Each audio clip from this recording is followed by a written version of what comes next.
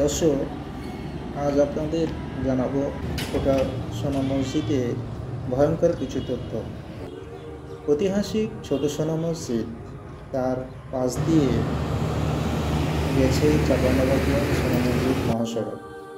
জনগুরুত্বপূর্ণ এই সড়কটি দিয়ে প্রতিদিন 8 থেকে 40 টনেরও বেশি পণ্য নিয়ে 5 শতাধিকেরও বেশি ভারী যানবাহন চলাচল করে।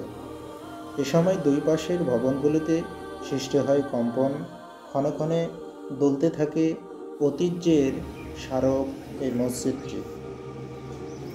প্রত্নতত্ত্ব অধিদপ্তর সূত্রে জানা গেছে, সুলতানি আলাউদ্দিন হোসেন শাহের আমলে মনসুর আলী মোহাম্মদ কর্তৃক 1493 থেকে মতান্তরে 1519 খ্রিস্টাব্দের মধ্যবর্তী সময়ে এটি নির্মাণ করা হয়।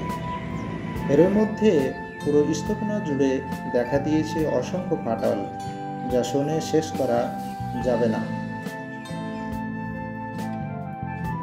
আলগা হয়ে গেছে পাথরের গাঁথনি, চির ধরেছে মূল দেওয়াল থেকে মিনার পর্যন্ত, বাদ যায়নি গম্বুজ।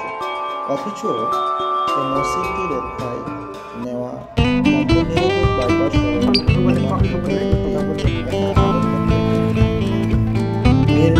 মসজিদের সীমানার মধ্যে সমাবেত বিশেষ শহীদ আরেকটি আধা কিলোমিটারের মধ্যে রয়েছে হযরত শাহ নিয়ামতুল্লাহর মাজার, দোহাখানা, রাজবাড়ি মসজিদ ও মাদ্রাসা সহ বেশ কিছু ঐতিহাসিক স্থাপনা। মসজিদটি সহ এসব স্থাপনা দেখতে প্রতিদিন 4 শতাধিক পর্যটক আসেন। সুলতানি আমলের শিল্পকর্ম দেখে মুগ্ধ হলেও অসংখ্য ফাটল মর্মাহত করে দর্শনার্থীদের। পর্যটকদের মতো মসজিদটির ভবিষ্যৎ নিয়ে সন্দেহান মসজিদটির নাম অব্যাহত করে। ঐতিহ্যের স্মারক প্রত্যয় দ্রুত কম্পনিরোধক বাইপাস সড়কটি নির্মাণের দাবি তাদের। ঐতিহ্যের স্মারকের এই যখন অবস্থা, তখন মসজিদ